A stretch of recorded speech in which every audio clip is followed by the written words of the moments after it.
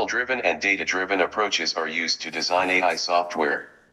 The process primarily involves identifying the steps in the AI design process, defining their chronology, synchronizing the work of the various stakeholders, providing tools to streamline repetitive and tedious tasks, facilitating knowledge transfer in the event of a change in personnel, facilitating updates and enhancements to the AI, as well as other aspects that will be discussed later.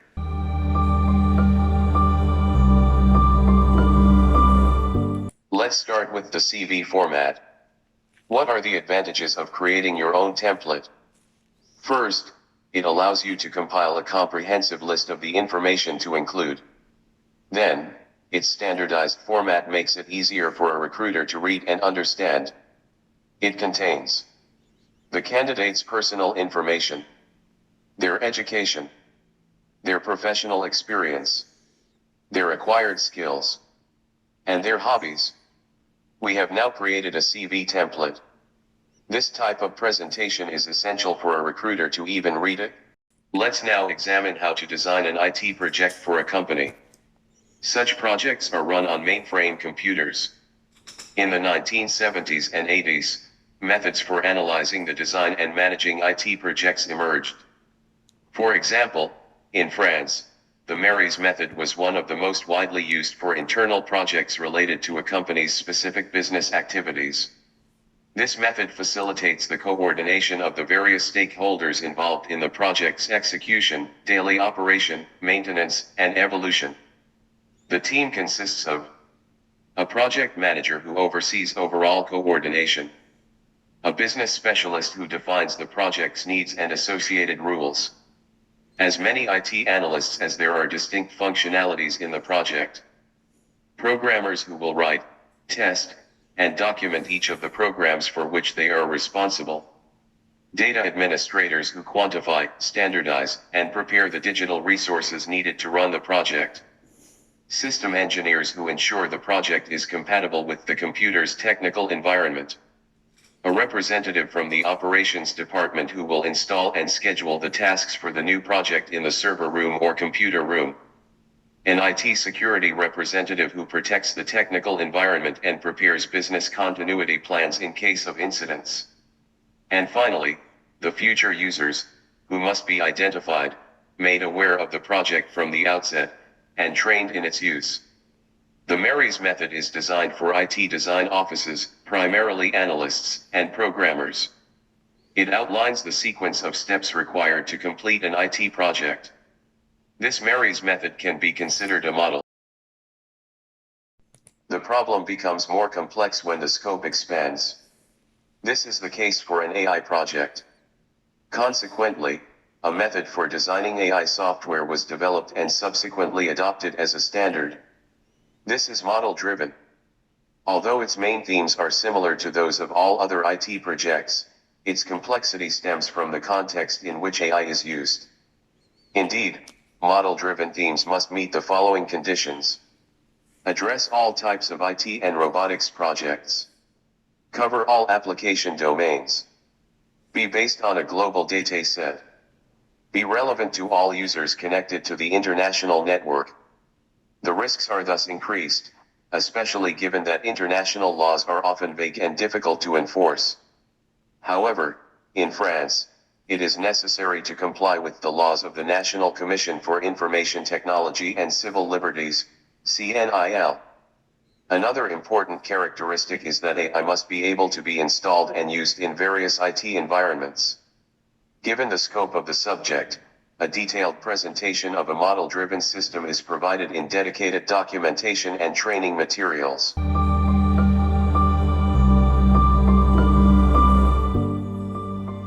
What is a data-driven organization? This term refers to a data-driven structure.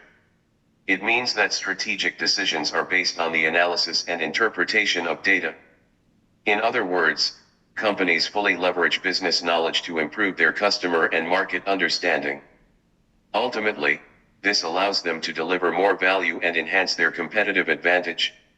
For example, by using more targeted communication, more personalized products, or offers that better meet the needs of the target audience. But be aware, it's not enough to simply collect data, you must also interpret the information and use it to inform your decisions. Why develop a data-driven strategy? The concept of a data-driven organization involves basing decision-making on concrete, analyzed information.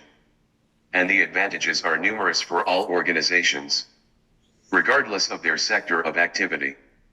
Commerce, healthcare, industry, and others. It guides choices toward the best decisions. Using data and appropriate analysis in the decision-making process contributes to better results for several reasons. First, data understanding. Data-driven companies improve their knowledge of the market and their target audience. Then, predictive analytics. Beyond a thorough understanding of data, data-driven management allows for anticipating different hypotheses based on possible scenarios. The company can make the best decision to achieve the desired outcome. And finally, risk reduction. In particular, thanks to predictive analytics, which is based on reliable data. The added value includes improved customer relations, increased added value, reduced costs. How to focus your strategy on data. Implementing a data-driven strategy relies, first and foremost, on sound data governance. Here are the steps to follow. First, data collection. This is the foundation of a good data-driven strategy. Data can be collected from the organization's website, social media, internal communications, or other players in the same industry. However, while data sources are numerous, it's crucial to remain vigilant about their relevance to achieve your objectives and avoid being overwhelmed by the sheer volume of available information. Data reliability and impartiality are two essential parameters. Secondly, data processing. This involves ensuring data quality to simplify understanding and access for everyone. This includes data analysts or data scientists, as well as business experts. Indeed, a data-driven culture must be implemented by as many employees as possible to be effective, both when creating the database and when using it. To make data more accessible, it needs to be cleaned. This includes removing unnecessary information or duplicates and standardizing the data, particularly by defining a standard format for all company data. Since this task is particularly time-consuming, it is preferable to use automation tools and define processes. Third, data analysis. This is the heart of the data-driven strategy. Namely, giving meaning to the information gathered.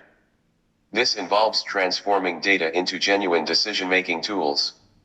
This is precisely the work of data analysts and data scientists, who add value to the data.